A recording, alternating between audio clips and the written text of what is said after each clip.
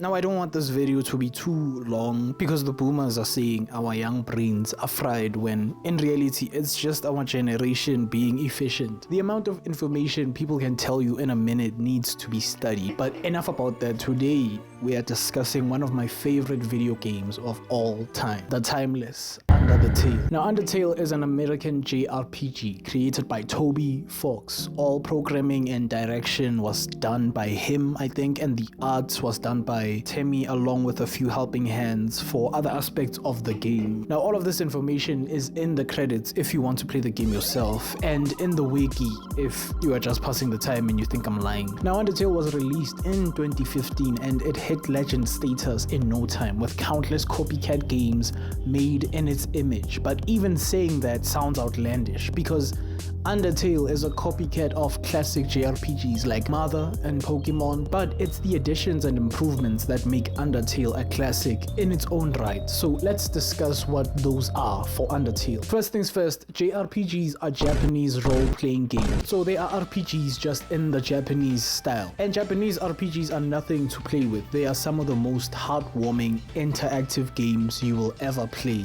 in your life. JRPGs are known for story-focused progression and disgusting turn-based combat, which is tied to kill yourself amounts of grinding. Undertale honors all of that because it is story-driven and has turn-based combat, but what I appreciate about Undertale is that it understands that not everyone can afford to spend 60 hours playing a single game, even if it's over days. Sometimes being able to finish a game in one sitting can make the difference. Instead of having to schedule your game time until another developer releases something our brains can't help but touch. In Undertale's case, you don't need to grind. You can kill the enemies you come across, which aren't a lot. As compared to a cave section in a Pokemon game, Undertale gives you the option to see the entire game in one sitting, and we call that sitting a neutral run. In the neutral run, you experience the whole story of Undertale, but cutting out a few boss fights and dialogue sections. You see, in the neutral run, you have to have killed some people and let some go, because to this game, the player is either a killer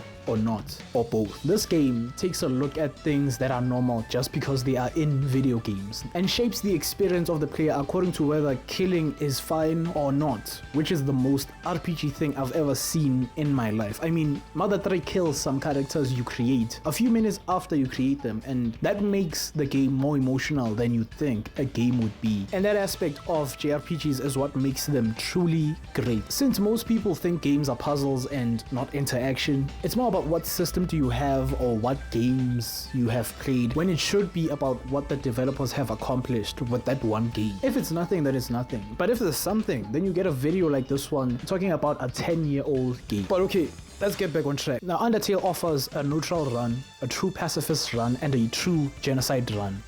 I'm not counting hard mode. I'll let someone you have subscribed to do that since you're leaving us on the sidewalk. Subscribe, people.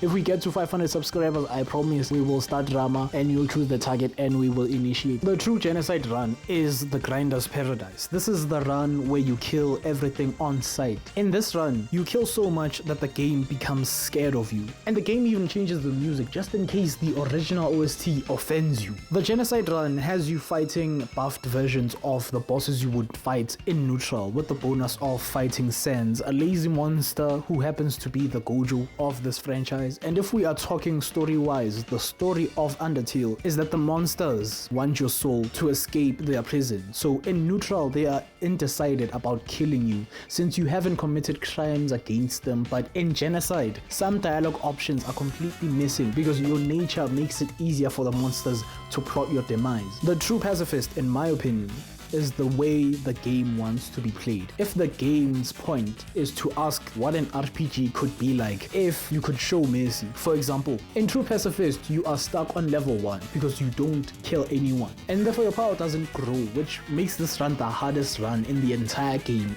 And as I've said before, in True Genocide, you are fighting the buffed versions of the bosses you would fight in the true pacifist run. But in true genocide, your grinding should land you on ballerina shoes, which make the fights easy, except for the sands fight. True pacifist has the most dialogue sections because it helps you become friends with the people you would have otherwise killed, making the game brighter, full of colorful characters, and a more epic ending compared to the lackluster ending of True Genocide, where the main boss becomes scared of you, which is funny as hell. In the entire JRPG scene, Undertale has the best combat system. I love this combat system. Final Fantasy looked to beat 'em ups for a solution, and Undertale looked towards gun hell genre, which is just a whole other video because the thrill of gun hell games is just underrated. But to simplify, gun hell is about dodging projectiles. In Undertale, you have a lot of things to do during your turn. This ranges from attack, running away, using items, and the most underrated of them all being the act feature, where you are messing with the enemy's ability to deal damage, similar to